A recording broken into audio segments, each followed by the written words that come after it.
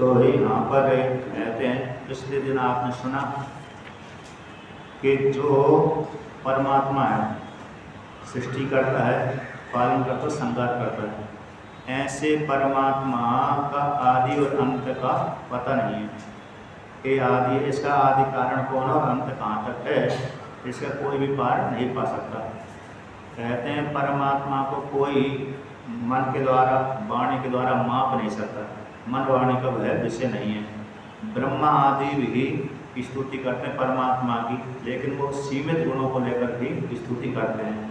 ब्रह्मा आदि जो देवता हैं, ब्रह्मा आदि हैं, और जो दिलों के स्वामी हैं, इंद्र आदि देवता हैं, वो परमात्मा का पार नहीं पा सकते।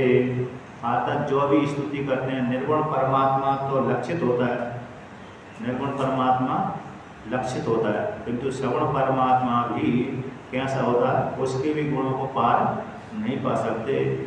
क्योंकि एक कल्प के आप कह सकते हो, लेकिन अनेक कल्पों बीत चुके, अनेक सृष्टि बीत चुकी हैं, उन कल्पों की, उन सृष्टि का प्रतिपालन कैसे कर सकते हैं।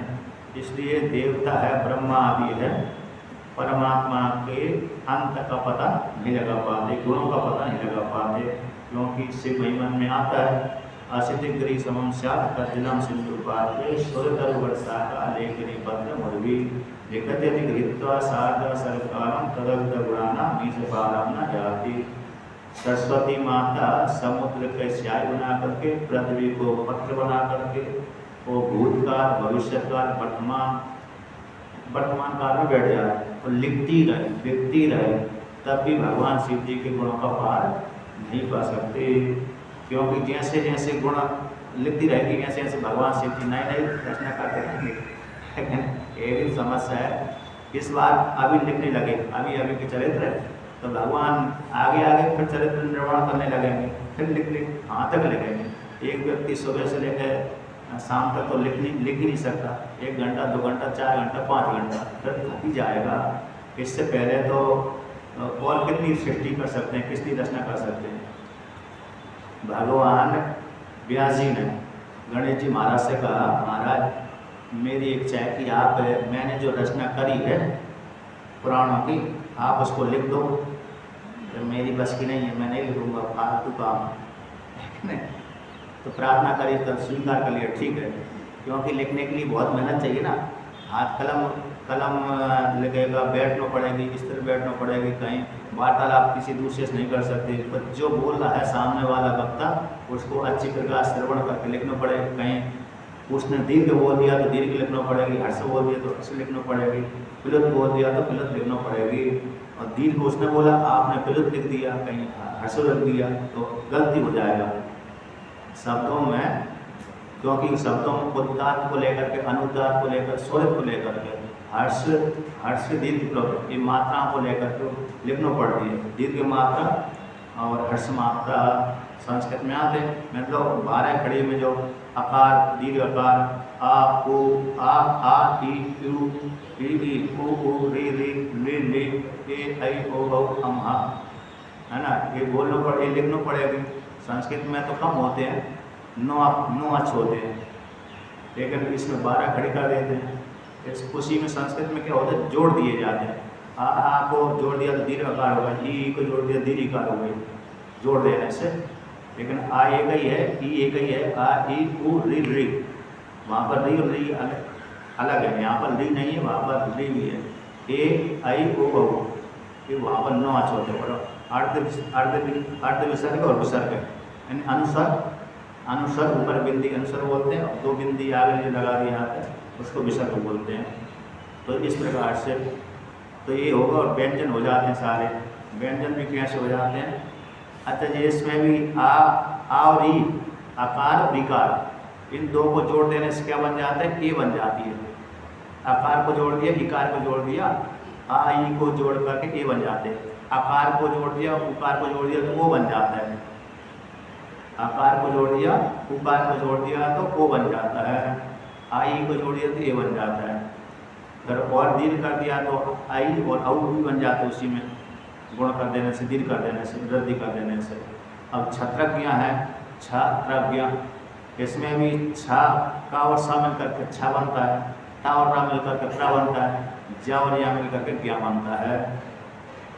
इस प्रकार से का वर्ग, चा वर्ग, टा वर्ग, ता वर्ग, पा वर्ग, कितने 25 हो जाते हैं। या रा ला वा सा सा सा हा, ये 8 हो गए।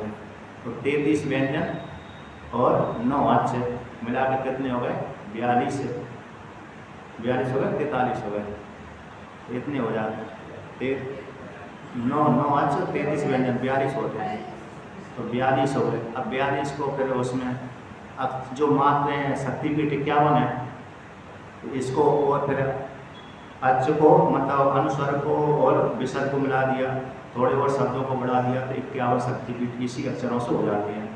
अथवा इनको क्या कर दिया था, जो 42 अक्षर हैं वर्णमाला है, अरे उसमें लेकर इसमें घटा देते, 33 देवता में घटा देते हैं, 33 देवता में घटा देते हैं, और जो मनु है संवत्सर मनु है, एक कल्पवृक्ष के 14 मनु होते हैं, तो उन 14 मनु में घटा देते हैं। अब मेरे पूरा नहीं बैठा, मैंने पढ़ा था एक जगह, तैतृय उपनिषद में आता है, एक पुराण में आता है, तो वहाँ पर एक अक्षरों को घटाया, 33 देवताओं को घटाया, ये देवता ये है, ये देवता है, 14 मनु को घटाया, सारी वर्णमाला वहाँ पर घटाई, तो 51 शक्तिपीठ तो अक्षरों से है ही। तो यहाँ पर जो कथा सुना रहा था मैं, अर्थात व्यास भगवान ने कहा कि मैं रचना करिए, आप लिख दीजिए, मैं रचना करता रहूँगा, आप लिखते रहना। तो उन्होंने कहा बहुत प्रार्थना करी, स्वीकार कर लिया, ठीक है, लेकिन शर्त है मेरी। गणेश जी ने कहा कि मेरी कलम रुकना नहीं चाहिए, जहाँ कलम रुक गई वहीं पर छोड़कर चला जाऊँगा। उन्होंने कहा ठीक है, इतना स्वीकार कर लिया आपने, अरे लिखना स्वीकार कर लिया, ठीक है, मैं बोलता रहूँगा, आप लिखते रहिए, लेकिन मेरी भी एक शर्त है कि आप सोच करके लिखना। कैसा लिखना? ऐसे नहीं लिखना, ऊपर से नहीं लिखना, सोच करके लिखना। मतलब ये इस शब्द का क्या अर्थ है, भावार्थ क्या है, तो ठीक है। तो व्यास भगवान बोलते रहते थे, बीच बीच में एक साथ बोलते रहते थे, एक साथ लिखते रहते थे, लेकिन बीच बीच में है व्यास भगवान ऐसे शब्दों का प्रयोग करते थे, कूट अर्थ कुछ और निकल रहा है, शब्द कुछ और बोल रहा है, तो वहाँ पर गणेश जी भगवान अटक जाते थे। इसका अर्थ क्या, भावार्थ क्या। उतने में व्यास भगवान 1000 श्लोक को रस देते थे, उनकी क्योंकि नियम था, शर्त थी उनकी कि यदि जहाँ पर मेरी कलम रुक गई वहीं पर छोड़ करके भाग जाऊँगा, तो नहीं लिखूँगा। तो उन्होंने ऐसे जानबूझ करके ऐसे शब्द डालते थे, प्रयोग करते थे। कूट वाले होते ना, कूट मतलब अर्थ कुछ और निकलता है, शब्द कुछ और दिखता है, उसको कूट बोलते हैं। तो कूट शब्दों का प्रयोग कर देते थे, तो गणेश जी महाराज चकरा जाते थे। तो चकरा उतने में ही तो वो ज़्यादा हजारों की संख्या में और रस देते थे। तो इस प्रकार से मतलब लिखते लिखते भी लिखने में बहुत समय लगता है। तो इस प्रकार से सरस्वती माता भी शिव जी की स्तुति मतलब पूरे गुणों का वर्णन नहीं कर सकते, ब्रह्मा आदि भी वर्णन नहीं कर सकते। ऐसा जो परमात्मा है, उसी के परमात्मा के शरीर में एक एक रोम में ब्रह्मांड कैसे समाहित हुए, ऐसे जो परमात्मा है कहते हैं। अब वही परमात्मा में सारे वेद, उपनिषद, पुराण, इतिहास, स्मृति, ब्रह्मचर्य, गृहस्थ, वानप्रस्थ, संन्यास आदि है, जो उस चारों आश्रमों के जो कर्म हैं, जो निष्काम कर्म हैं, वो उसी में जाकर फलीभूत होते हैं। ऐसे परमात्मा संपूर्ण जगत का कारण है। इस प्रकार से वर्णन किया। और श्रुतियाँ भी विधि मुख से और निषेध मुख से, विधि मुख से और निषेध मुख से उसी परमात्मा का बोध कराती है। निषेध मुख से कैसे बोध कराती कि नेति नेति आत्मा के द्वारा, निषेध मुख से ये आत्मा नहीं, ये आत्मा नहीं है, सबका निषेध करके। और विधि मुख से कहते हैं गौरव तात्पर्य रूप से यही परमात्मा, इससे बिल्कुल दूसरा है ही नहीं है। तो विधि मुख से भी सब कुछ ब्रह्म ही है, तो सब कुछ ब्रह्म है, तो ये जो दिख रहा है यही ब्रह्म है, किंतु इसमें निष्ठा नहीं बनती, तो इसको बात कर दिया। जो सामने दिख रहा है रूप आदि, इसमें हम लोग निष्ठा नहीं बन पाते, तो इसका बात कर दिया, ब्रह्म शेष बचा, तो उसमें हटा लिया जाता है। तो सर्वम ब्रह्म, सर्वम खलु इदं ब्रह्म की वाक्य आता है। तो इस प्रकार से निषेध मुख से, विधि मुख से तो परमात्मा का ही बोध कराती हैं। श्रुतियाँ तात्पर्य रूप से ही उसी परमात्मा का बोध कराती हैं। इस प्रकार से वर्णन किया। अब ऐसा करने के पश्चात भगवान कहते हैं, यानी यहाँ तक तो पूरा हो गया वेद श्रुति, तो कहते हैं भगवान कहते हैं नारद जी से, श्री भगवान वाचा इत्येतद् ब्रह्मणः पुत्रः आश्रित्यात्मानुशासनं सनन्दः नमतः नरसो सिद्धः ज्ञात्वात्मनो गतिम्। भगवान कहते हैं नारद जी से, क्योंकि प्रसंग कहाँ चल रहा है? बद्रीनाथ में चल रहा है। ये जो नारद जी और नारायण भगवान का संवाद है, नर और नारायण जो सनातन ऋषि हैं उनके साथ संवाद नारद जी का है। तो बद्रीनाथ का प्रसंग है।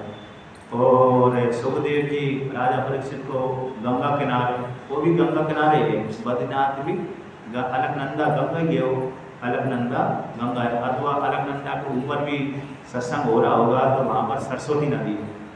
सरस्वती नदी आपने देखी होगी, जहाँ पर अलकनंदा में और सरस्वती नदी का संगम होता है। ऊपर बहुत अच्छी दिखती है, साफ दिखती है। अलकनंदा तो मटमैली दिखती है। अलकनंदा जो नदी है उधर से ऊपर से आती है, अरे वसुधारा को, और ऊपर से एक जगह अलका है, एक तरफ से अलका आती है, एक तरफ से नंदा नाम की नदी आती है। एक तरफ से नंदा नाम की नदी आती है, एक तरफ से अलका नाम की नदी आती है। दोनों के बीच की पहाड़ी को अलकापुरी बोलते हैं, जहाँ पर कुवैत की राजधानी है। जो धन का स्वामी है वो कुवैत की राजधानी वही है, अलकापुरी। तो एक तरफ से अलका, एक तरफ से नंदा, तो दोनों के बीच की पहाड़ी को मिलाकर के अलकापुरी कहते हैं। तो दोनों, एक तरफ से नंदा नाम की नदी आती है, एक तरफ से अलका नाम की नदी आती है, दोनों को मिलाकर के अलकनंदा नदी नाम पड़ जाता है। और वसुधारा, यहाँ पर आप गए होंगे कभी बद्रीनाथ, बद्रीनाथ से थोड़े आगे जाएंगे माणा गांव आएगा, माणा गांव से आगे जाएंगे तो वसुधारा, जहाँ पर वसुओं ने, अष्ट वसुओं ने 10,000 वर्ष तक तपस्या करी थी। उसी वसुधारा के पास में ही ध्रुव का गंधर्वों के साथ युद्ध भी हुआ था सतयुग में। तो सतयुग में इन्होंने तपस्या करी थी और वहीं पर नारायण की जन्म हुआ। तो वसुधारा के पास में बद्रीनाथ के ठीक 2 किलोमीटर ऊपर एक इनका जन्म स्थान है। बद्री इनका नर और नारायण का घर में से उत्पन्न हुए थे। तो उसी प्रकार से कहते हैं, यहाँ पर संगम हुआ, उसके ऊपर सरस्वती नदी ऊपर से आती है कैलाश मानसरोवर तरफ से, तो बड़ी शुद्ध आती है, अलकनंदा में मिल जाती है। ऊपर पहाड़ी के ऊपर जाओ तो वहाँ पर खूब अच्छी दिखती है। तो वहीं पर ऐसा भी एक वर्णन आता है कि मुचकुंद नाम का जो राजा हुए थे, मुचकुंद, उन्होंने वहाँ पर जाकर तपस्या करी थी। उनकी गुफा के नाम से प्रसिद्धि है। जब जन्माष्टमी होती है तब वहाँ पर मिलिट्री वाले ऊपर जाने गए थे, पब्लिक जाती है वहाँ पर दर्शन करने। गुफा के पहाड़ी पत्थर ही पत्थर हैं, एक गुफा उसमें उतर जाते हैं और सरस्वती नदी को दिखती है, बहती रहती है। और इधर आकर के तो फिर जो हरिद्वार यहाँ पर, कहाँ पर, प्रयागराज में, यहाँ तो अदृश्य रूप में बहती है सरस्वती नदी, लेकिन वहाँ पर प्रत्यक्ष बहती है। यहाँ पर बहती है कुरुक्षेत्र में, कुरुक्षेत्र में सरस्वती नदी है, प्रयागराज में सरस्वती नदी है, और थोड़े गुजरात क्षेत्र में सरस्वती नदी है, और अलकनंद वहाँ पर बद्रीनाथ में तो प्रत्यक्ष ही है। यहाँ पर अदृश्य रूप में बहती है। और लेकिन कुरुक्षेत्र में दृश्य है, पुण्य के रूप में है, लेकिन कभी प्रत्यक्ष बहती थी, कभी कभी लोप हो जाती। तो कहते हैं वहाँ पर एक प्रसंग है। तो ऐसे भगवान नारायण ने कहा कि हे नारद जी, हे देवर्षि, हे ब्रह्मा जी के पुत्र सनातन और सनातन कुमार, इन चारों में से जो एक सनातन है, उन्होंने 3 ब्रह्मा जी के पुत्रों को सुनाया। तो उन पुत्रों ने इस आत्मा के अनुशासन को, इन आत्मोपदेश को, क्योंकि आत्मा का उद्देश्य है, ब्रह्म का उद्देश्य है, हमारा ही उद्देश्य है। इसका उद्देश्य है हमारा ही उद्देश्य है, क्योंकि हमसे भिन्न परमात्मा तो है नहीं है, और परमात्मा से भिन्न हम है नहीं है। ईशावास्यमिदं सर्वम हरि व्यापक सर्वत्र समाना। जब हरि व्यापक है तो संपूर्ण जगत को व्याप्त कर लिया हरि ने, तो हमको भी तो व्याप्त कर लिया। हमको तो उसने छोड़ा ही नहीं। जब हमको नहीं छोड़ा तो हम उससे भिन्न कैसे हुए? यदि हमको छोड़ देता तो हम उससे भिन्न होते हरि से, किंतु हमको उसने छोड़ा ही नहीं, व्याप्त कर लिया हमको, तो हम और हरि एक ही हुए, तो हमसे भिन्न नहीं। तो हमारी कथा है, सुनऊ ताते अगत कहानी, समझत जात न जाय बताने। तो कहानी है इसकी, वो हमारी कहानी है, हमारी कहानी इस रूप में वर्णन कर रहा है। तो ब्रह्मा जी के पुत्रों ने इस प्रकार से सनातन से जो आत्मा का अनुशासन, यानी ब्रह्म का अनुशासन, यानी अपना अनुशासन, यानी अपना ज्ञान, वो सुना। वो सुन करके फिर सिद्ध हो गए। कहते हैं उन्होंने फिर जो तीन जो सुन रहे थे, तीन शिष्य, तीन जो भाई सुन रहे थे, नीचे बैठ करके उन्होंने फिर सनातन की पूजा करी। और पूजा यद्यपि पहले से सिद्ध थे, कैसे थे, पहले से चारों बराबर ज्ञानी हैं, फिर भी आपस में वार्तालाप करते रहते हैं। एक श्रोता एक वक्ता बन जाता है और तीन श्रोता बन जाते हैं। इस प्रकार से आप सिद्ध होते हुए आत्मा को अनुशासन को सुन करके पुनः आत्मा की गति को प्राप्त कर लिया। प्राप्ति की प्राप्ति हो गई। पहले से ही सिद्ध थे, पहले से ब्रह्म वेत्ता थे, फिर भी इस प्रकार से जानकर और संशय से रहित हो गए। अब यहाँ पर वर्णन करते हैं फिर इस प्रकार से ये जो वेदांत का ज्ञान है, आत्मा का ज्ञान है, सारे पुराणों का सार है, इसको लेकर के यहाँ पर वर्णन करते हैं। इतिहासेश समाम्नाय पुराणोपनिषदरसः समुद्धृतः पूर्वजाते व्योमयानेर्महात्म्यभिः। तो भगवान श्री कृष्ण कहते हैं, भगवान नारायण कहते हैं, इति अशेषम संपूर्ण, अशेष बोलते हैं संपूर्ण, ये संपूर्ण वेदों का सार है, पुराणों का सार है, संपूर्ण वेदों का सार है। वेदों का ब्रह्म सत्यम जगन मिथ्या जीवो ब्रह्मैव न परा। तो यही सार है वेद का, संपूर्ण वेदों का सार है, पुराणों का सार है, उपनिषदों का सार है, रस है। उस रस को इन सनंदन ने तो उठा लिया, इससे वेदों से निकाल लिया, उपनिषदों से, चारों वेदों से निकाल करके, समुद्रित करके, निकाल करके पूर्व जाते जो सबसे पहले उत्पन्न हुए थे, ऐसे व्योम के समान व्यापक महात्माओं के द्वारा चारों वेदों का सार निकाल करके यहाँ पर उन्होंने रख दिया। कभी आपने सुना होगा मांडूक्य कारिका, मांडूक नाम तो सुना ही है, उसके ऊपर गौड़पादाचार्य भगवान ने कारिका लिखी है, जो भगवान शंकराचार्य भगवान के गुरु हैं। तो जब उन्होंने कारिका लिखी, उसमें से उन्होंने भगवान भास्कर ने उसके ऊपर भाष्य लिखा। अब भाष्य लिखा तो वो कहते हैं, जब भाष्य लिख दिया, मांडूक्य कारिका की रचना देखी, बहुत अच्छी लगी, उसको अजातवाद बोलते हैं। कहते मांडूक्य कारिका किसको, अजातवाद, जात उत्पन्न हुआ ही नहीं है, आता जो जगत दिख रहा है उत्पन्न हुआ ही नहीं, इसलिए अजातवाद। कहते इन्होंने किसके मत को प्रतिपादन किया ज़्यादा विशेष रूप से, कहते योग वासिष्ठ का। योग वासिष्ठ तो नाम सुना ही है आपने, योग वासिष्ठ में अजातवाद का ही प्रतिपादन किया है, अजातवाद का ही। आता तीनों हे राम जी, ये तीनों कालम जगत उत्पन्न हुए नहीं, जो वशिष्ठ दिख रहे हैं जो उपदेश कर रहे हैं वो वशिष्ठ कौन, राम कौन है, ये भ्रांति से दिख रहा है क्या नहीं। जो सामने वशिष्ठ उपदेश, वशिष्ठ जी भगवान कहते हैं, वशिष्ठ भगवान राम जी से कि राम तीनों कालों में जगत उत्पन्न नहीं हुआ। तो राम जी प्रश्न करें आप कौन है, जब तीनों कालों में जगत नहीं है तो आप तो मेरे को उपदेश कर रहे हैं मैं राम हूँ, और एक सामने सुनने वाले राजा महाराजा आदि बैठे, मंत्री बैठे, ये क्या, ये भ्रांति से दिख रहे हैं, भ्रांति से दिख रहे हैं कि तीनों कालों में जगत हुआ ही नहीं, तो अजातवाद हो गए। उसी के ही पुष्टि यहाँ पर मांडूक्य कारिका में किया कि दृश्य जो जगत दिख रहा है वो उत्पन्न हुआ ही नहीं, लेकिन भ्रांति से दिख रहा है।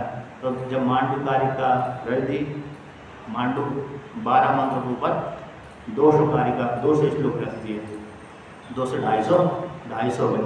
अंतिम वाली अला शांति प्रकरण में तो 100 श्लोक है, और इसमें एक में किसी में 40 है, किसी में 50 है, किसी में 60 है, तो 250 के आसपास श्लोक हो गए। तो उसमें से भगवान भास्कर कहते हैं, उसमें जब उन्होंने भाष्य की रचना कर दी आदिगुरु शंकराचार्य भगवान ने, तो रचना करने के पश्चात उन्होंने ईश्वर को प्रणाम किया, फिर अपने गुरु को प्रणाम किया। तो प्रणाम किया तो उन्होंने वहाँ पर लिखा है श्लोक, प्रज्ञा वैशाख वेद क्षुभित जल निधेर वेद नामनो अंतरस्थम कारुण्यात उद्धरा मृत्यमिदम अमृत दुर्लभम भूतिरे। तो एक ऊपर की पंक्ति, एक बीच की पंक्ति, अंतिम की पंक्ति है। तो कहते हैं गौड़पादाचार्य भगवान ने जीवों को देखा कि संसार सागर में भटके हुए हैं, ऐसी करुणा से युक्त होकर के जीवों की दुर्दशा को देख करके उन्होंने अपनी बुद्धिरूप दंड है, उस दंड को वेद रूप समुद्र में फेंक दिया। वेद रूप समुद्र जैसे माता है मेरे दही को मंथन करते ना, मथानी डालकर मथानी में दही को मंथन करते हैं, मटकी नीचे हो गई, मथाने, मथाने कौन सी मतने वाली लकड़ी हो गई, दही बीच में है तो दही बीच में नीचे वो है मटकी है, मटकी दही और मथाने रस्सी से खींचते हैं। अब रस्सी से खींचती है तो उसी में बुद्धि हो गई। अब उसको जैसे हिलाते खींचते द्वारा खींचते हैं मथाने के द्वारा तो फिर उससे घृत निकलता है। जब घी को मथेंगे मथाने के द्वारा तो घृत निकलेगा। घृत दूध का सार क्या है? घृत है। दूध का सार घृत है। उसी प्रकार से वेद में कर्म कारण भी है, उपासना भी है और ज्ञान कारण भी है। तो अपनी बुद्धि रूप मथाने को वेद में डाल दिया और वेद में डाल करके फिर मथा तो उससे सार निकला। क्या निकला? सार, जो देवताओं के लिए दुर्लभ है। ऐसे अमृत सार मांडू कारिका रचना कर दी। तो इस कारिका को पढ़ करके साधक साधिका इस संसार सागर से पार हो जाता है। तो जिस प्रकार से मांडू कारिकाकार ने अपने बुद्धि रूप दंड को मथाने को वेद में डाल करके वहाँ से अमृत रूप सार निकाला, उसी प्रकार से यहाँ पर भी भगवान कहते हैं कि जो पूर्व में सिद्ध है ऐसे सनक सनंदन सनातन सनत कुमार, इन्होंने भी सारे वेदों का, सारे पुराणों का, सारे उपनिषदों का सार निकाल करके हम लोगों को दे दिया, जिसके नाम से जो वेद स्तुति के नाम से हमारे सामने अभिव्यक्त है। तो वेद का वो सार है, जिसको जान करके साधक साधिका क्या हो जाती है? संसार सागर से पार हो जाता है। जो अधिकारी है और जो अधिकारी मध्यम अधिकारी है उसको श्रवण करके चिंतन करें, और जो कनिष्ठ अधिकारी जिसको श्रवण करके मनन और करें, ज़्यादा थोड़ा मेहनत करना पड़ेगी। उत्तम अधिकारी के लिए ज़्यादा मेहनत करने की जरूरत नहीं है, मध्यम अधिकारी के लिए थोड़ी मेहनत करने की जरूरत है, तो कनिष्ठ अधिकारी को थोड़ी और ज़्यादा मेहनत करने की ज़रूरत पड़ती है। जैसे धन कमाने के लिए एक उत्तम अधिकारी है, उस पहले से एक व्यापारी है, सेठ है, अब उसने व्यापार के माध्यम से धन कमा कर रख लिया, उसने विवाह आदि किया, तो विवाह आदि किया तो उससे संतान पैदा हुई। अब संतान जो उत्तम अधिकारी था पहले से पैदा हो गया उसके यहाँ पर व्यापारी घर में, सेठ के घर में, अब उसको धन कमाने की जरूरत हो रही है क्या नहीं? और इसको क्या उत्तम अधिकारी था, तो उत्तम अधिकारी होने के कारण वो उसका जन्म उसी सेठ के घर में हो गया, तो उसको धन कमाने के लिए भटकना नहीं पड़ा। किंतु मध्यम अधिकारी था धन के लिए, अब उसको ऐसे मध्यम परिवार में पैदा हुआ हो, मध्यम परिवार में पैदा हुआ तो उसके लिए थोड़ा मेहनत करना पड़ेगी। अब जो कनिष्ठ अधिकारी था और गरीब के घर में पैदा हो गया, वो उसके लिए तो ज़्यादा मेहनत करना पड़ती है। और निकृष्ट वाला तो फिर मतलब क्या हो गया, फिर उसको मजदूरी में चला गया। उसी प्रकार से मध्यम अधिकारी के लिए, उत्तम अधिकारी के लिए एक बार सुनने से काम हो जाएगी, 2 बार सुनने से। मध्यम अधिकारी के लिए थोड़ा 4-5 बार चिंतन करना पड़ेगी, तो कनिष्ठ अधिकारी थोड़े ज़्यादा पापड़ बेचना पड़ेगी। इस प्रकार से तो कहते हैं जो व्योम के समान व्यापक है, ऋषि मुनि हैं, सनत कुमार हैं, उन्होंने इस प्रकार से सारे वेदों का सार निकाल करके हम लोगों को दे दिया। तो भगवान नारायण कहते हैं, नारायण ऋषि कहते हैं, नारद जी से कहते तम चहि तद ब्रह्मदायाद श्रद्धयात्मानुशासनम धार्यं चरः कामं कामानां भजनम नृणाम। तो भगवान कौन कहते हैं? नारायण भगवान कहते हैं कि हे नारद जी, आप भी तो ब्रह्मा जी के मानस पुत्र हो, जैसे सनक सनंदन सनातन संत कुमार ये ब्रह्मा जी के मानस पुत्र हैं, उसी प्रकार से आप भी तो उन्हीं के पुत्र तो उनके पुत्र तो उन्हीं के समान हो, उनके पुत्र हैं तो उन्हीं के समान हैं। जैसे आपके बड़े भाई हैं उसी प्रकार से आप भी तो उन्हीं के जैसे हो, आप भी कमज़ोर तो हो नहीं। इसी प्रकार जिस प्रकार से वो उन्होंने वेदों का सार जान लिया था, उसी प्रकार से जो मैंने अवसर आपको सुना दिया, आप भी उसी प्रकार से उनके शासन को सुन करके धारण करिए। मेरे मुकाबले से तो आप धारण करके सुन ही लिया, अब उसको धारण करिए। और धारण करके फिर तो कहते हैं जो आत्मा का अनुशासन है, आत्मा को उपदेश है, श्रद्धापूर्वक उसको धारण करिए। और धारण करके फिर पृथ्वी में जीवन मुक्त अवस्था में विचरण करिए। कहते जो आत्मा का अनुशासन है कैसा है? निर्णाम कामानाम भजनम, मनुष्यों के कामना को नष्ट करने वाला है, मनुष्यों के काम। अब जिस साधक साधिका ने इस वेदांत का ज्ञान का श्रवण कर लिया तो फिर उसको विचारपूर्वक किया, ऐसा नहीं सुन लिया और छोड़ दिया, लेकिन विचारपूर्वक श्रवण किया है। तो विचारपूर्वक करने से फिर उसकी सुनने मात्र से ही बहुत सी कामना निवृत्त हो जाती है। जैसे लौकिक उदाहरण ही है, जो व्यक्ति वेदांत श्रवण करने लगता है तो उसकी जो चिंता जब तक मेरे श्रवण नहीं किया उसने, तब तक घर को लेकर बहुत चिंता होती रहती थी। कभी कभी छोटी झगड़ा भी हो जाती थी, थोड़ी कमी को लेकर के, पति पत्नी में, पुत्र पुत्रियों में, अथवा माता पिता को लेकर के, पुत्र पुत्री को लेकर के, पति पत्नी को लेकर झगड़ा हो जाता था घर में। अब उसने पहले अब उसने वेदांत का श्रवण करने लगा थोड़ा, तो कहते हैं उसके श्रवण मात्र से ही उसकी आधी चिंता समाप्त हो जाती है। क्योंकि छोटी छोटी जो झगड़ा करता था वो घर में, पति पत्नी को लेकर के, पुत्र पुत्री को लेकर के, वो झगड़ा उसका बंद हो जाता था। वो कहते फिर थोड़ा और ज़्यादा पढ़ा, ज़्यादा श्रवण किया उसने, पढ़ा, विचार किया, और ज़्यादा उसकी जो चिंता थी, झगड़ा था, वो समाप्त हो जाता है। क्यों? उसके मन में विचार आता है, अरे ये तो चलता ही रहता है, कहाँ तक इस पत्नी की सुनूं, कहाँ तक इस पति की सुनूं, कहाँ तक पुत्री की सुनूं, कहाँ तक पुत्र की सुनूं, कहाँ तक माता की सुनूं, कहाँ तक पिता की। ये तो चलता ही रहता है। चलो इस कान से सुनिए, इस कान से निकाल दिया झाड़े को, हाँ ठीक है, आप जो कह रहे हैं वो ठीक है, आप जो कह रहे हैं ठीक है। इस प्रकार से उपेक्षा कर देता है। अब उपेक्षा कर दिया तो फिर उसकी जो झगड़ा घर में हो रहा था, वो भी कहता है ये मेरी सुनता ही नहीं है, अब इनसे बोलने से क्या फायदा, झगड़ा करने से क्या फायदा। पत्नी भी कहती है, जब ये झगड़ा मैं इनसे बार बार इतना टोर्चर इनको करती हूँ, मतलब परेशान करती हूँ, फिर भी ये मेरे से जवाब नहीं देते, तब मैं इनको अब कहाँ तक बोलूँ, बोलते बोलते वो भी थक जाती है। अब उसने कहा कि मैं 20 बार इनसे बोल दिया, एक बार सुन लिया, एक बार सुन, लेकिन लाए नहीं, अब कहाँ तक इनसे बोलो, छोड़ो इनसे, चक्कर ही छोड़ा देता हूँ, बोलना ही बंद कर दिया।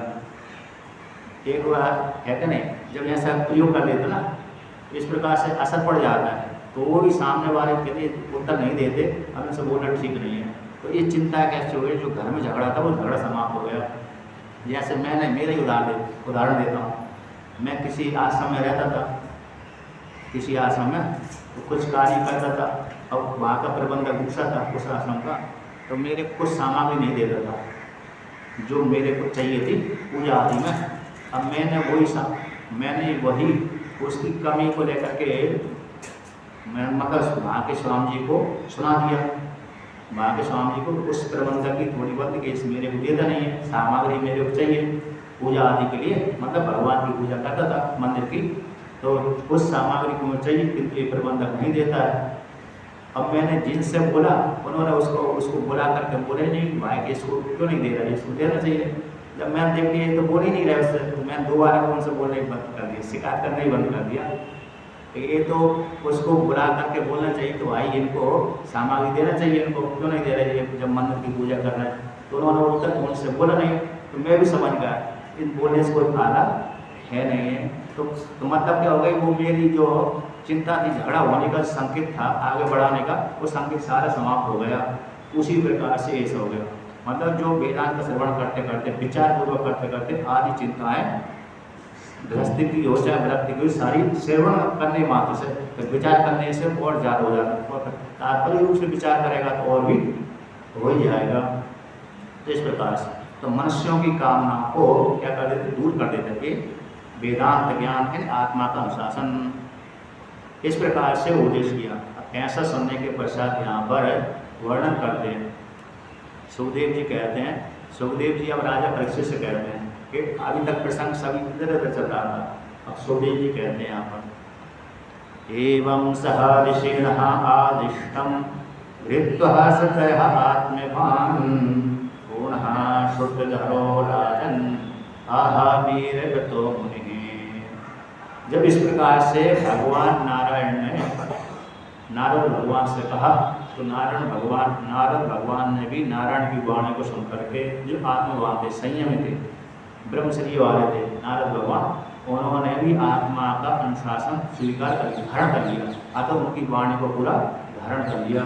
क्योंकि श्रुतिधर का अर्थ होता है एक बार जिसने बोला वही धारण कर लिया। मैं आचार्य ने जो बोला और विद्यार्थी ने धारण कर लिया, एक बार में धारण कर लिया, जैसे बोला वैसे धारण कर लिया। आचार्य का सुनाओ वैसा वैसा सुना दिया, वैसा का वैसा सुना दिया। जैसे कठोपनिषद में आपने सुना होगा, अभी चर्चा सुनी होगी। तो नचिकेता को यमराज जी ने पहले उपदेश कर दिया, अग्नि विद्या उपदेश कर दी। तो अग्नि विद्या उपदेश कर दी उन्होंने कहा इस यज्ञ में, इस अग्नि विद्या में, हवन में कितनी ईंटें चाहिए, एक कुंड बनाने के लिए कितनी ईंटें चाहिए, कितनी बालूका चाहिए, ऐसी बालूका चाहिए, उसमें बालूका में घृत वाली बालूका चाहिए, मतलब चूना सीमेंट आदि नहीं, जो बालूका को गीला करने के लिए क्या चाहिए, घृत चाहिए। और कितनी ईंटें चाहिए, कितना गहरा चाहिए, कितनी चौड़ाई चाहिए। और इतने में यदि इतनी चौड़ाई, ज़्यादा चौड़ाई वाली होगी कुंड, उसी के अनुसार गहराई उतनी होगा। चौड़ाई जितना चौड़ाई हो उतनी गहराई होता है, इतनी ईंटें चाहिए। और यहाँ पर इस प्रकार से इसके बाद एक कर्म करना पड़ेगी, इसके बाद एक कर्म करना पड़ेगी। तो वहाँ पर विस्तार पूर्वक उसको उपदेश कर दिया। तो नचिकेता ने इससे कहा कि बताओ तुमने क्या धारण किया। यमराज जी ने पूछा नचिकेता, तो जैसा उन्होंने बोला था आचार्य रूप यमराज ने, नचिकेता ने उसी प्रकार से सुना दिया। बड़े प्रसन्न हो गए। और प्रसन्न होकर कहा मैं चौथा वरदान तेरे को अपनी तरफ से देता हूँ। प्रसन्न होकर एक तो मैं माला दे देता हूँ, जब मेरी जो माला है, और एक दूसरा दे दूँ तुम्हारे नाम से आज से विद्या कैसे होगी, लोक में ख्याति को प्राप्त होगी। इससे पहले तो अग्नि विद्या के नाम से थी, आज से वो नाचिकेत नाम की विद्या से लोक में ख्याति को प्राप्त होगी। और चौथा वरदान फ्री ऑफर में, मतलब फ्री दे दिया। जैसे कोई व्यक्ति बाजार में 5 किलो 10 किलो सामग्री लेता है, तो ऑफर में क्या कहते हैं, ऐसे 2-5 फल वैसे ही दे देते हैं। अथवा जो यहाँ पर जो होटलों पर लेके जाते हैं ना यात्रियों को, तो दुकानों पर लेके जाते हैं सामग्री खरीद पाने के लिए, तो कमीशन उनका बंद रहता है, ठीक है ना। और ग्राहक से तो पैसा ले लेते हैं बाद में, पर कमीशन बाद में उनको दे देता है, जैसे भी देता होगा, है कि नहीं। टीवियों मैंने तो उसमें देखा है, टीवियों में देखा था, सीरियल में, तो ऐसे करते हैं। ऐसे लोग में सुना भी है। कभी कभी किसी के साथ में किसी जो कारीगर आदि होता ना, तो बोल देता मैं मेरे पैसा नहीं काटना है, जितना आप उतना है उतनी लगाओ इसको, मेरे लिए नहीं, अधिक मत लेना।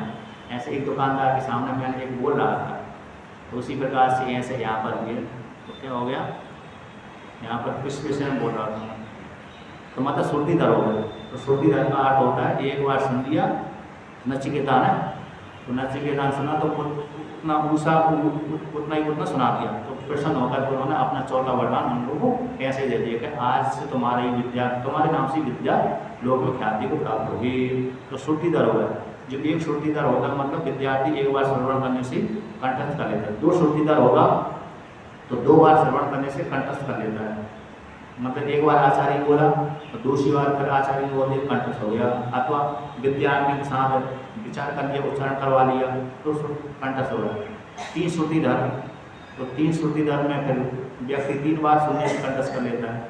जैसे बड़े बड़े राजाओं के बीच में जो मंत्री रहते थे ना, तो ऐसे ही होते थे। कोई एक श्रुतिधर होता था, जैसे कालिदास एक श्रुतिधर, अन्य जो थे बड़े बड़े मंत्रीगण आदि, मतलब जो निर्णय करने वाले होते थे, तो एक श्रुतिधर, कोई 2 श्रुतिधर, कोई 3 श्रुतिधर, कोई 4, कोई 5। इसके बाद तो फिर सामान आ जाते हैं। हम लोग कितने में आ जाते हैं, 10, 15, 20 बार में कंठस्थ नहीं होती। जिसके 10, 15, 20 बार में कंठ नहीं होता वो कमजोर वाला हो गया, है कि नहीं। कभी कभी कंठस्थ कर दिया तो भूल गए, कंठस्थ जैसे हम भी है बार बार कंठस्थ करते हैं तो भूल जाते हैं। लेकिन एक श्रुतिधर होता है उसकी बुद्धि बड़ी तीव्र होती है, बड़ा एकाग्र मन रहता है, तब होता है। तो ये नारद जी कैसे एक श्रुतिधर है, मतलब एक बार श्रवण किया उतने में सब धारण कर लिया। जैसे भगवान भास्कर के विषय में आपने सुना होगा, जब घूमते घूमते वहाँ पर गए, कहाँ पर, दक्षिण भारत में घूम रहे थे। एक माता सुना के शंकराचार्य भगवान बड़े तेजस्वी हैं, हमारे जिसके ऊपर कृपा करते हैं उसका कल्याण होता है। तो एक माता अपने बालक को लेकर आ गई, 10-12 वर्ष का बालक था वो। शंकराचार्य भगवान के सामने कहा, हे आचार्य आप तो बड़े धर्मात्मा, इस बालक के ऊपर कृपा कर दी। बालक अभी बोलते ही नहीं, इतना बड़ा हो गया, खिला देते खा लेता है, नहीं खिलाते नहीं खाता, रोता भी नहीं, बोलता ही नहीं, इसके ऊपर कृपा करो। तो शंकराचार्य भगवान पूछा, वो हम पता आ रहा था, है ना, कौन हो, क्या काम, कहाँ से आए हो, क्यों नामा, ऐसा पूछ दिया। और उन्होंने उत्तर दे दिया, ना हम मनुष्य ना देवी अक्षव ना इसके इसके मुँह से उत्तर दे रहे। शंकराचार्य भगवान सुनकर के आश्चर्य पड़ गए, ये कैसे हो सकता है, ये तो गूंगा था, पहले बोलते नहीं था। तो शंकराचार्य भगवान ने ध्यान लगाया, अरे ये तो इस माता का बालक नहीं है, एक पहले वो बाबा था, योगी था, वो माता का बालक। तो माता तो स्नान करने गई आई थी अपनी बच्चे को साथ लेकर, स्नान करने के कहते कुटी रही नदी किनारे। वो माता तो अपनी सहेलियों के साथ था, बाबा जी थोड़े बच्चे को देखा, मेरे बच्चे को खिलाना, थोड़ा हम स्नान करके आ जाए। तो बाबा जी उस काल में समाधि में था, ध्यान लगाया था। बच्चे को उन्होंने सोची, बाबा जी सुन लिया, बाबा जी ने सुन लिया और बच्चे को वापस छोड़ करके वो चली गई। और बाबा तो ध्यान में था, मग्न था। अब वो स्नान करते करते इतनी भूल हो गई तो अपने बच्चे के ध्यान भूल गए। उनको ये भी विश्वास था कि मेरे बच्चा बाबा जी खिला रहा है। अब फिर स्नान आदि करके सारी 4-5 महिला होंगी, वो स्नान करके लौट गए। बाबा से पूछा, फिर बाबा ने ध्यान छोड़ दिया था। वो खेलते खेलते बच्चा नदी में चला गया। ऐसी जगह खेल रहा होगा कि माता ऊपर नहा रही होगी, बच्चे नीचे की तरफ खेल रहा होगा, खेलते खेलते नदी में डूब गया वो, तो मर भी गया वो तो बच्चा। बाबा जी से आकर पूछे, बाबा जी मैं आपके पास में बच्चा रख गई थी, वो बच्चा कहाँ है? उन्होंने कहा कहाँ रखे गए थे, मेरे को तो पता नहीं, आपके यहीं पे बैठ गई तो आपसे बोल के गई थी बच्चा खिलाना, थोड़ा हम स्नान करके आ जाए। तो बाबा जी के सामने रोने लगे वो माता। फिर उसने संकेत के बाबा ने क्या कराऊँ क्या ना करूँ, ध्यान लगाया। तो ध्यान लगा कर देखा तो बाबा मर ही गया वो, तो मर गया। तो उन्होंने कहा वो गंगा जी को नदी में डूबा हुआ, वहाँ से उठा के ला के रख दिया पास में। अब माता तो रोने लगी वो, मैंने तुम्हारे कारण तुम्हारे ऊपर विश्वास रख करके इस बच्चे को छोड़ गई, तो तुमने मेरे पुत्र को मार दिया, ठीक नहीं, तुम चिंता करो इसको, अगर ठीक रो मत, चिंता मत करो। बाबा जी थोड़े किनारे गए, वहाँ पर समाधि लगाई, वहाँ से अपनी पर काया प्रवेश होती है, शरीर वहाँ की जीवात्मा निकाली, शरीर में प्रवेश कर दिया। बाबा उधर मर ही गए, उधर के बाबा का शरीर था वो छूट छाट गया। माता को पुत्र जीवित हो गया। अब जीवित हो गया तो फिर माता तो आनंद होकर चली गई, इधर बाबा को ध्यान ही नहीं कि बाबा ने शरीर छोड़ दिया। तो भाई बालक के, अब वो जानता था मैं तो बाबा हूँ। अब भाई बालक माता खिलाती थी तो खाने तक देती थी, खिलाती थी तो खा लेता था, नहीं खिलाती तो नहीं खाता था। अब देखो 10-12 वर्ष का होगा, ना तो बोलता है, ना रोता है, ना मांगता है, ना कुछ करता है, ये मूर्ख बालक हो गया, क्या किया जाए। शंकराचार्य भगवान आए थे उधर से, भाई इसके ऊपर कृपा करिए, आपकी ख्याति सर्वत्र फैली हुई है, आपसे दी होगी। पूछ दिया उनको, हमको तो आ गया था, तो पूछे कि ना हम मनुष्य ना देवी अच्छो ना क्रिया व्यक्चा बनने रुक गई। जब ऐसा देखा शंकराचार्य भगवान समझ गए। शंकराचार्य भगवान ने कहा, हे माता, ये बालक तुम मेरे दे रही, हमारे काम माता का बड़े मुश्किल से पुत्र पैदा हुआ और तुम ही मांग रहे बाबा होना के, तो मैं बाबा थोड़ी बनने दोगे कि तुम। शंकराचार्य भगवान ने कहा कि यदि तुम बाबा नहीं बनने दोगे, हमको नहीं दोगे, तुम्हारे काम का भी ये नहीं है, तो तुम्हारा पुत्र भी ये नहीं है। वास्तव में तो तुम्हारा पुत्र तो नदी मर गया था, ये तो बाबा स्वयं कह रहे हो बाबा तुम्हारे पुत्र के शरीर में प्रवेश किया हुआ, हमारा पुत्र तो कभी का मर चुका है, और यदि तुम चाहोगे इसको अपने पास में रखोगे तो तुम्हारे काम का बिल्कुल भी नहीं है, ये तो हमारे काम का है। तो प्रयास किया, शंकराचार्य भगवान को दे दिया। मुनि का ये वो नाम है हस्तामलकाचार्य। तो उन्होंने कहा, हस्तामलकाचार्य भगवान ने जब 8-10 श्लोक में श्लोक सुनाया तो सारे जो शिष्य पद्मपादाचार्य अन्य जो शिष्य थे उनसे कहा, इन्होंने साक्षात ब्रह्म को देख लिया है, हाथ में रखी हुई आंवले के समान देख लिया। जी इन्होंने श्लोक गाया है हस्तामलकाचार्य श्लोक, हस्तामलकाचार्य और हस्त आमलक के समान। तो जैसे हाथ में रखी हुई आमलक के समान उन्होंने ब्रह्म को जान लिया, इसलिए उसका नाम ही उनका रख दिया हस्तामलकाचार्य, हाथ में रखी हुई आमलक के समान, आमले के समान। तो उन्होंने जो श्लोक गाया था उससे अपने शिष्यों का इसको धारण कर लो। तो सारे शिष्यों ने एक बार श्रुति धरते धारण कर लिया, उसका अर्थ श्रुतिधर, मतलब जो एक बार में धारण कर ले वो एक श्रुतिधर, 2 बार धारण करे तो श्रुतिधर। इस प्रकार से ऐसे भगवान नारद जी भी एक श्रुतिधर थे। उन्होंने नारायण भगवान के द्वारा उपदिष्ट जो वेद स्तुति थी उस वेद स्तुति को उन्होंने धारण कर लिया, और धारण करके फिर नारायण भगवान की पूजा करें। तो पूजा करके यहाँ पर उनका वो करते हैं, वर्णन करते हैं। नमस्तस्मै भगवते कृष्णाय मलकीर्तये योधत्ते सर्वभूतानां अभयो सती कला। हे कृष्ण, कर सकते थे कृष्ण जो सभी को अपनी ओर खींच ले, ऐसे भगवान के लिए जो षट ऐश्वर्य वाले हैं, सभी प्रकार से विद्या को जानने वाले हैं और अमल कीर्ति वाले हैं, ऐसे भगवान कृष्ण के लिए नमस्कार करता हूँ। जो परमात्मा ही कृष्ण परमात्मा नारायण जो परमात्मा है वही कृष्ण के रूप में आया हुआ है, वही नारायण के रूप में आया हुआ है। ऐसे वो परमात्मा है, कहते संपूर्ण भूतों को कल्याण करने के लिए, मोक्ष देने के लिए एक कला के रूप में आ गए। नारायण के रूप में आप अवतीर्ण हुए हैं। कौन को किसके लिए? जीवों के कल्याण करने के लिए। क्योंकि परमात्मा यदि इस रूप में ना आए तो उपदेश कौन करेगा? परमात्मा ही गुरु रूप में आता है, परमात्मा ही इस रूप में आता है। आपने पंचदशी पढ़ी होगी, सुनी होगी, उसमें एक है आगम का श्लोक लिखते हैं भाष्य में, टीका में, परिपक्व मला एतान उत्साधन हेतु शक्तिपातेन योजयति परितत्वे सा दीक्षाया आचार्य गुरु नोतिष्ठा। ये श्लोक आगम का श्लोक है। परिपक्व मला, जिसके मन पक गए, परिपक्व मला तान उत्साधन हेतु शक्तिपातेन, कहते उनको नाश करने के शक्तिपात के द्वारा। शक्तिपात कौन को? यहाँ पर ब्रह्म ज्ञान, तो ब्रह्म ज्ञान रूप शक्तिपात के द्वारा और उसके जो जिनके जगत से वैराग हुए उन शिष्यों के कामना को नष्ट कर देते हैं, अज्ञान को नष्ट कर देते हैं। अज्ञान को नष्ट करके कहते हैं उस जीव रूप साधक को परमात्मा में जोड़ देते हैं। तो कौन जोड़ते हैं? वो परमात्मा ही दीक्षा के द्वारा आचार्य गुरु मूर्तिस्था, आचार्य गुरु जो गुरु है उसकी मूर्ति में स्थित होकर के आते परमात्मा ही गुरु रूप में आता है और आकर के गुरु बन करके जिन साधकों के कर्म कसाय पक चुके हैं, आकर जगत से जिनको वैराग हो गया, थोड़ा सा ही प्रतिबंधक बचा है, अज्ञान को निवृत्त करना के लिए शेष बचा हुआ है, उस अज्ञान को निवृत्त करने के लिए भाई परमात्मा ही गुरु रूप में आता है और गुरु रूप में आकर के शिष्यों को उपदेश कर चला जाता है। जैसे दक्षिणामूर्ति भगवान आए और आकर के शिष्यों को उपदेश करके चले गए, उसी प्रकार से तो ऐसे जो परमात्मा है, नारायण रूप परमात्मा है, नारायण रूप में आए तो आकर के जीवों को कल्याण करते रहते हैं तो करके अपने स्वरूप ही चले जाते हैं। तो जब समय आता है तब हो जाते हैं, जब समय समाप्त हो जाता है तब चले जाते हैं अपने स्वरूप में। इत्यादि ऋषिमानम्य तच्छिष्यांश महात्मना ततो गादास्मं साक्षात् पितृद्वैपानस्य मे। इस प्रकार से भगवान नारद जी ने नारायण ऋषि को प्रणाम किया और नारायण के जो शिष्य आदि थे, कलाग्राम में कथा सुना रहे थे, तो भगवान नारायण के जो शिष्य थे उनको भी प्रणाम किया और प्रणाम करके नारायण भगवान के नारद जी जो ऋषि मुनि थे वो तो वहीं रहने लगे, तपस्या करने लगे। तो नारायण भगवान जो है तपस्या करते रहते हैं, घूमते रहते हैं, जीवों को कल्याण करते रहते हैं।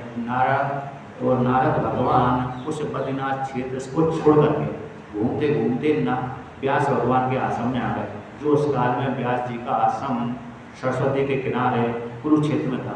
सरस्वती नदी के किनारे कुरुक्षेत्र में था, वहाँ पर आश्रम बना करके रहते थे।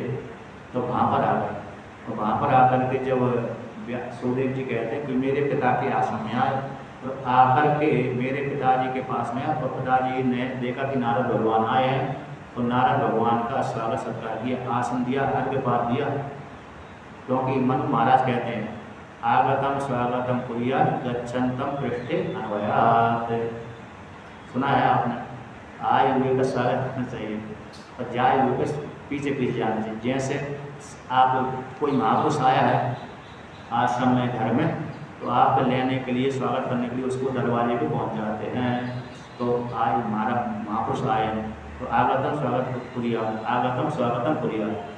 अब महापुरुष को बात छोड़ दो, रिश्तेदारों को ले लीजिए। आपको जो सम्मानित रिश्तेदार है, बहनों ही है, जामाता है, अथवा किसी का पुत्री का ससुर है, आदि है, उसको लेने के लिए मामा आदि, भांजा आदि है, लेने के लिए बाहर जाते हैं, कुछ दूर तक जाते हैं, स्वागत करते हैं। अब स्वागत करने के पश्चात एक दिन 2 दिन 3 दिन जैसा भी रहता होगा, इसके पश्चात जब जाने लगता है तो पीछे उसके पास में आप कभी 1 किलोमीटर दूर जाते हैं, कभी 2 किलोमीटर, कभी 10 किलोमीटर छोड़ने के लिए जाते हैं ना, कभी पहले रथों में बैठ के जाते थे, तो कभी आधा दरवाजे तक, कभी बाहर जैसी जिसकी मर्यादा थी, स्त्री दरवाजे तक जाती थी, दरवाजे थोड़े आगे तक, पुरुष थोड़े बहुत चले जाते थे। ऐसे भगवान श्री कृष्ण को छोड़ने के लिए पांडवों के मध्य में अर्जुन 10-10 किलोमीटर दूर छोड़ने जा रहे थे, 10-10-20 किलोमीटर दूर, क्योंकि इतना प्रेम था।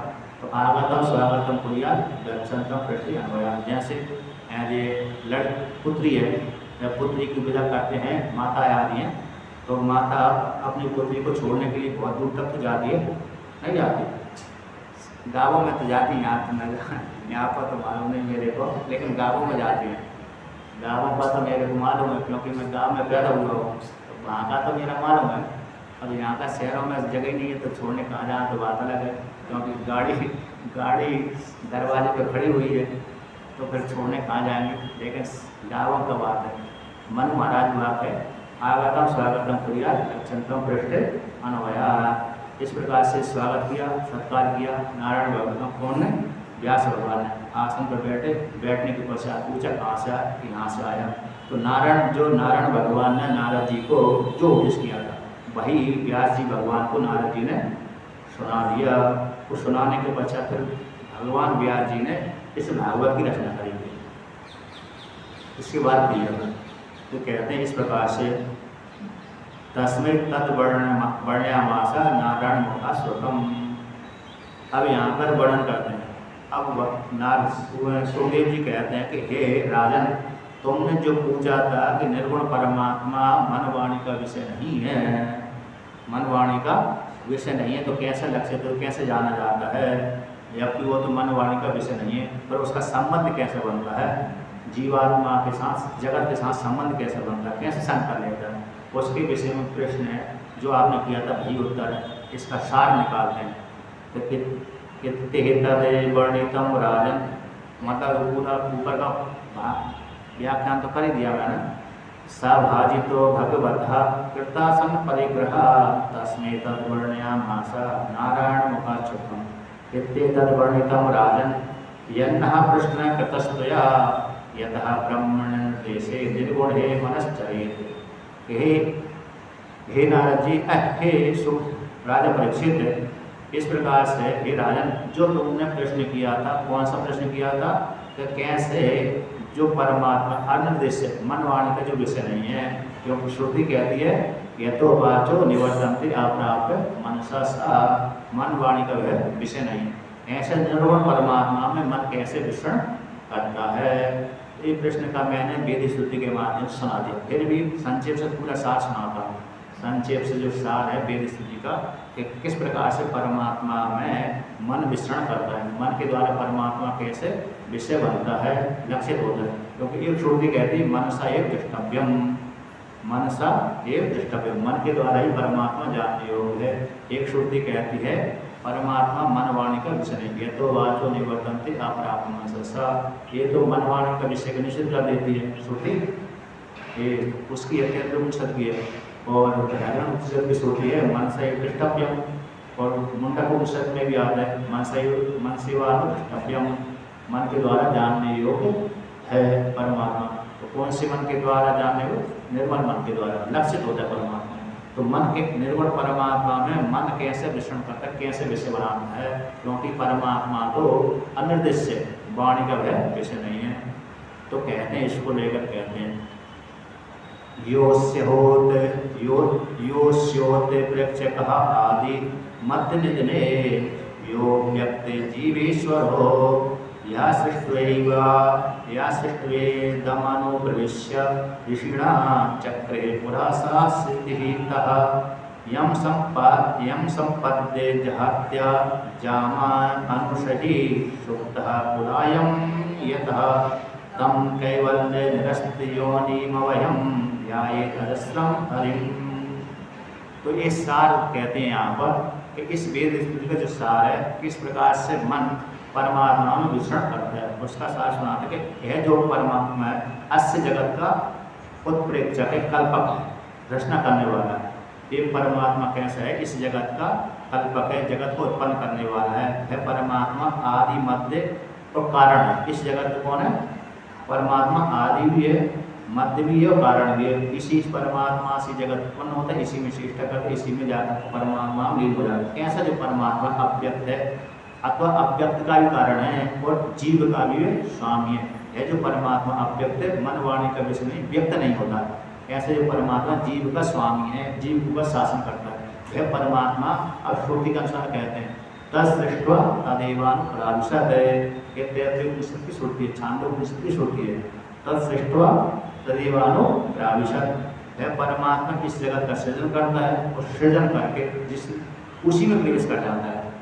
परमात्मा ने इस जगत का सृजन किया और सृजन कर इस पिंड को बना दिया। परमात्मा तत्सृष्ट्वा, विचार करके तत्सृष्ट्वा, इसको निर्माण कर दिया, ये पिंड बना दिया। पिंड बना करके फिर परमात्मा इस मूला से प्रवेश करता है। सीमानम विदारय, सीमानम विदारय, तो श्रुति कौन सी आ गई?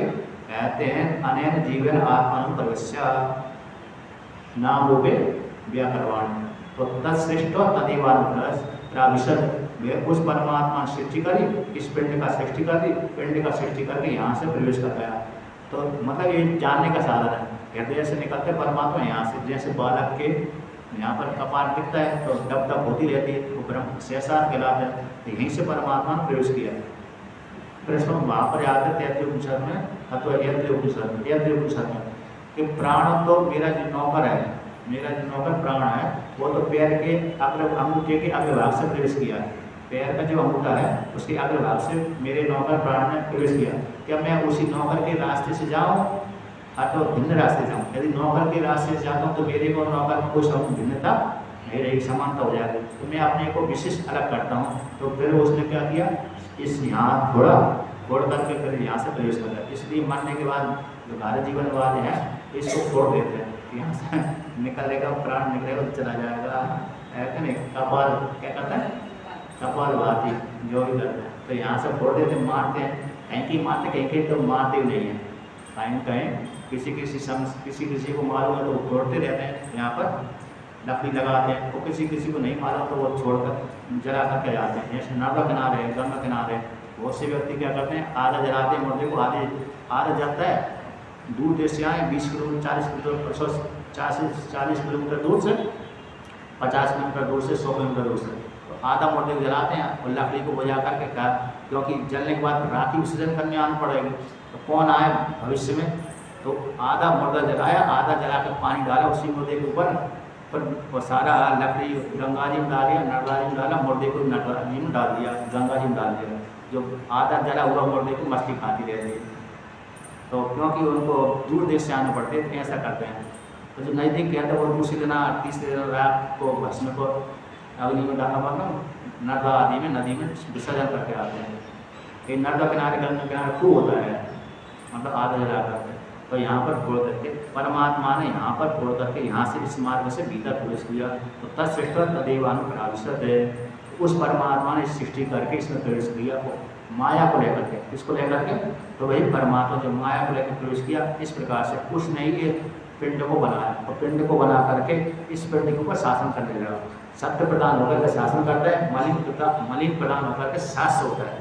मलिन प्रदान होकर के भाई परमात्मा दूसरे के द्वारा निर्जित होता है, क्योंकि मलिन सत्य है इसमें जीवात्मा में, इसलिए दूसरे के द्वारा कैसे हो जाता है, निर्जित होता है। और जो ईश्वर है सत्य प्रदान है, इसलिए दूसरे के ऊपर शासन करने वाला हो जाता है। तो सत्य प्रदान होगा तो भाई ईश्वर है, उसी ईश्वर के ऊपर शासन करता है। तत्सृष्ट्वा तदेवानुप्राविशत्, इस ईश्वर के द्वारा इस पिंड का निर्माण किया, निर्माण करके पुर का निर्माण करके इस पुर के ऊपर शासन करता है। आधा मन के ऊपर, प्राणी को, प्राण के ऊपर, इंद्रिय के ऊपर शासन करता है, इस प्रकार से। तो जो इस प्रकार से मन है, उस परमात्मा ने इस जगत का निर्माण किया, इस पिंड का निर्माण किया, वह परमात्मा है ना। इस पिंड का निर्माण किया, जगत का निर्माण किया, वह परमात्मा। इस प्रकार से मन उस परमात्मा में विचरण करता है, इस संपूर्ण जगत का कारण परमात्मा। इस प्रकार से मन उस परमात्मा में विचरण करता है। संपूर्ण जगत का कारण कौन है? परमात्मा है। संपूर्ण जगत उसी में चेष्टा करता है, संपूर्ण जगत उसी में जाकर संगार हो जाता है। इस प्रकार से मन उस परमात्मा में विचरण करता है, इस प्रकार से करता है। क्योंकि प्रश्न किया था कि निर्गुण परमात्मा में मन कैसे विचरण करता है, कैसे चिंतन करता है, कैसे जानता है, क्योंकि वो तो मन वाणी का विषय है। इस प्रकार से चिंतन करता है कि संपूर्ण जगत उस परमात्मा से उत्पन्न हुआ है, वो वही परमात्मा इस जगत का निर्माण करके वही परमात्मा इसमें प्रवेश भी किया हुआ है। इस प्रकार से चिंतन कर, इस प्रकार से परमात्मा को मन विषय करता है, तो लक्षित वही परमात्मा को जाना जाएगा। तो कहते इस प्रकार से यम संपाद्य जहाती, कहते जिस परमात्मा को जान करके, ऐसे परमात्मा को साधक ज्ञान करके जहाती अजामन से, जो माया परमात्मा की माया शक्ति अजा है, अज्ञान है, उसको जो अंश जीव है यह क्या कर देता है, समाप्त कर देता है, नष्ट कर देता है। ब्रह्म ही भंति, ब्रह्म ही नष्ट कर देता है। अर्थात ये जीवात्मा अपने परमात्मा को जान करके, स्वरूप को जान करके, ईश्वर को जान करके, तब भाई ईश्वर ही तत्सृष्ट तदिवानुप्राविशत् सदैव स्वम इदम आसीत, वह परमात्मा ही तुम हो, वही परमात्मा सृष्टि की उसी में प्रवेश की। इस प्रकार से जान करके जीव कहते हैं इस अजारूप प्रकृति को, अजारूप माया को, अजारूप अविद्या को, अजारूप अज्ञान को क्या कर देता, नष्ट कर देता है। तो जैसे यहाँ पर दिया, कहते हैं सुप्तः पुलायतः, जैसे व्यक्ति सुसुप्ति में चला जाता है, सुसुप्ति में चला जाता है तो इस शरीर के ऊपर उसका अधिकार नहीं रहता, शरीर में से ही पड़ा रहता है कि नहीं, हलचल नहीं होता। सुसुप्ति में जब चला जाता है जीव तो फिर हलचल बिल्कुल भी नहीं होता। उसी प्रकार से परमात्मा भी, जो साधक है, इस परमात्मा को जान करके इस शरीर को, अविद्या को त्याग कर देता है। तम कैवल्य नृष्ट योनिम अभयम ध्यायेत अजस हरिम, कहते उस परमात्मा को जान करके जो केवल परमात्मा नृष्ट योनिम, संपूर्ण जगत का कारण है, योनि कारण, उस कारण को नष्ट कर देता है। ऐसे अभय परमात्मा को निरंतर चिंतन करते रहना चाहिए। जिनको ज्ञान हो गया तो वो कोई समस्या नहीं है, जिसको ज्ञान हो गया वो तो उसको तो कोई समस्या नहीं, किंतु जिसको ज्ञान नहीं हुआ वो इसी परमात्मा को, जो संपूर्ण जगत का कारण है, संपूर्ण अज्ञान को नष्ट करने वाला है, ऐसे परमात्मा को निरंतर साधक साधिका चिंतन करते रहे। अजस्र बोलते निरंतर, सुबह से लेकर शाम तक, जन्म से लेकर मृत्यु पर्यंत तक। एक श्लोक आता है, आसक्ते रामते कालम नैर वेदांत चिंतया दद्यात्नावसरम किंचित कामादि नाम अनागति। ये योग वासिष्ठ का श्लोक है। सोने से पहले और मरने से पहले तक कहते हैं यदि ज्ञान हो गया तो सोने से पहले तक और मरने से पहले तक कामना को अवसर न दे। इसका तात्पर्य है जिस साधक साधिका को ज्ञान हो गया ना, ज्ञान होने के पश्चात तो सोने से पहले और मरने से पहले तक कामना को बिल्कुल भी अवसर न दे। एक शुद्ध अर्थ है उसका, क्योंकि पंचदशी पे इस श्लोक के ऊपर विचार आया है। पंचदशी में इस श्लोक को उठाया, वहाँ पर पूर्व पक्षी को प्रश्न कर दिया क्या ज्ञान होने के पश्चात भी ब्रह्म का चिंतन करते रहना चाहिए, ऐसा पूर्व पक्षी ने, क्योंकि नियम है कि श्रुति आई आसक्ति राम कालम नैर्वेदांत चिंतन, सोने से पहले तक मरने से पहले तक चिंतन करते रहो। तो वहाँ पर सिद्धांत पूर्व पक्षी ने तो प्रश्न कर दिया, ज्ञान होने के बाद भी सोने से पहले तक और मरने से पहले तक वेदांत का चिंतन करते रहे। तो सिद्धांत ने उत्तर दिया नहीं, ऐसी बात नहीं, जिसको ज्ञान हो गया उसके लिए ये स्मृति निर्धारण करते कि सोने से पहले तक और मरने से पहले तक मात्र कामना को अवसर न दे, कामना को अवसर न दे, ना कि चिंतन के लिए विधि नहीं कर रहे। हाँ, जिसको ज्ञान नहीं हुआ उसके लिए नियम है, उसके लिए कामनाओं का भी अवसर ना दे, निरंतर चिंतन भी करता रहे, तो फिर उसको इस प्रकार से ज्ञान की प्राप्ति हो जाएगी। इस प्रकार से जो अनिभूत हो गया, ज्ञान हो गया तो उसके लिए कोई समस्या नहीं है। और जिसको ज्ञान नहीं हुआ, अर्थ ज्ञान हुआ है, पक्का नहीं है, परोक्ष ज्ञान है, अपरोक्ष नहीं हुआ, तो अपरोक्ष काल पर्यंत तक इसका चिंतन, परमात्मा का चिंतन करते रहे, तो परमात्मा का चिंतन करके अपरोक्ष साक्षात्कार हो जाता है, कृत्य हो जाता है। ब्रह्म वेद ब्रह्मैव भवति, धन्यो हम, ये श्रुति की बात है इस प्रकार से। तो ये आज वेद स्थिति पूरी हुई। अब अगले दिन से गोपी गीत चलाएँ।